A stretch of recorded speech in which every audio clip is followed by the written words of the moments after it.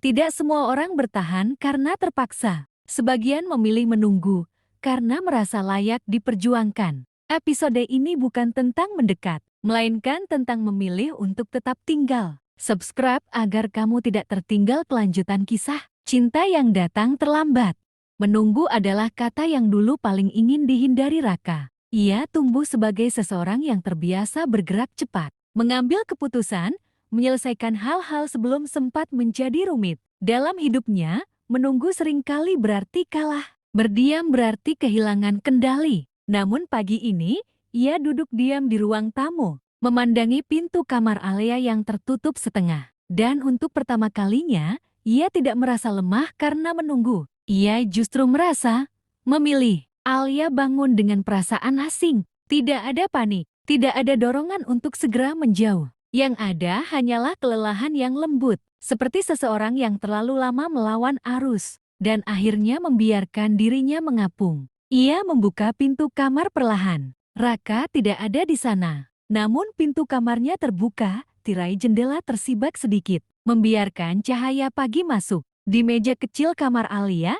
terdapat segelas air hangat dan obat tersusun rapi. Tidak ada catatan, tidak ada pesan. Raka tidak ingin mengganggunya. Alia duduk di tepi ranjang, menatap gelas itu lama. Dadanya terasa hangat dengan cara yang membuatnya takut. Inilah yang membuatku ingin menyerah, pikirnya. Perhatian tanpa tuntutan. Ia bangkit, berjalan ke dapur. Raka sedang berdiri di sana, mengenakan kaos rumah dan celana santai. Ia sedang memotong buah, gerakannya tenang, tidak terburu-buru. "Kamu sudah bangun?"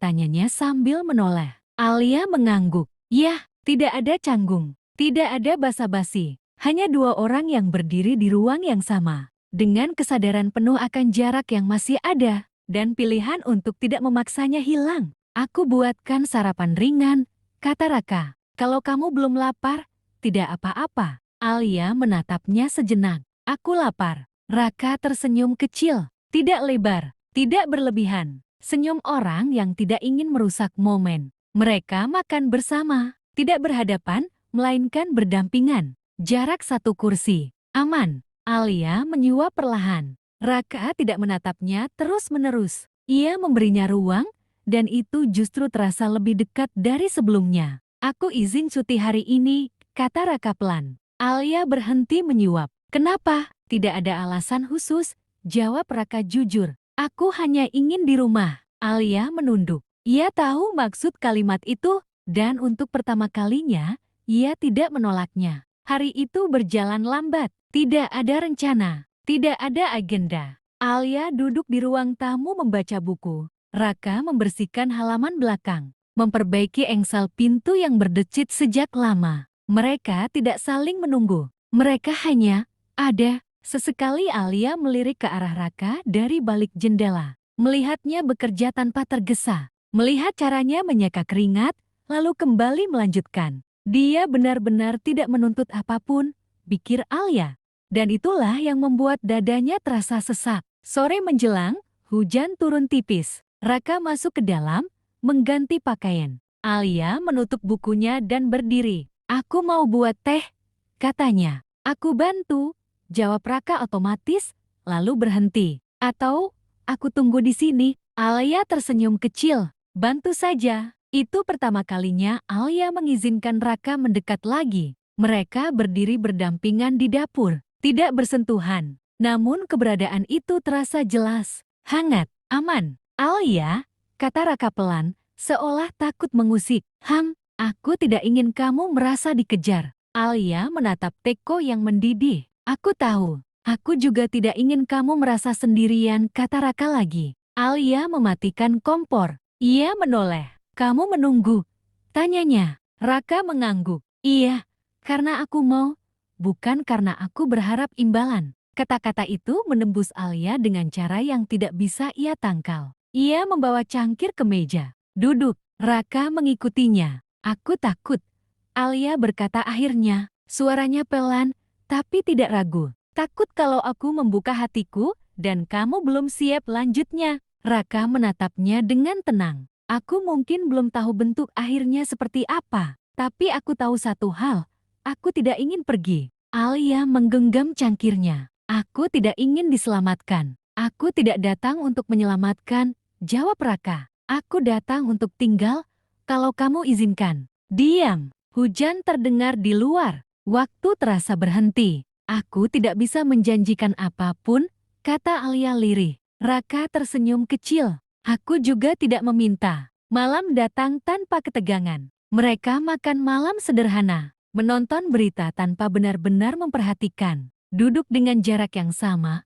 namun berbeda rasanya. Alia menyadari sesuatu, jarak ini tidak lagi menyakitkan, karena ia tahu jika ia melangkah maju, Raka akan ada. Dan jika ia berhenti, Raka tidak akan pergi. Itu pilihan. Dan untuk pertama kalinya, Alia merasa punya kendali. Saat hendak masuk kamar, Alia berhenti di depan pintu. Raka, ya, terima kasih, sudah menunggu dengan cara yang tidak membuatku tercekik. Raka mengangguk. Terima kasih, sudah tidak menutup pintu sepenuhnya. Alia masuk kamar dengan senyum kecil yang lama tak muncul. Beberapa hari berikutnya menjadi fase yang aneh, namun menenangkan. Raka tetap menjaga jarak. Alia perlahan menguranginya. Kadang Alia yang memulai percakapan. Kadang Alia yang menunggu Raka pulang. Namun tidak ada yang berubah drastis. Tidak ada lonjakan emosi. Tidak ada deklarasi. Hanya kehadiran yang konsisten.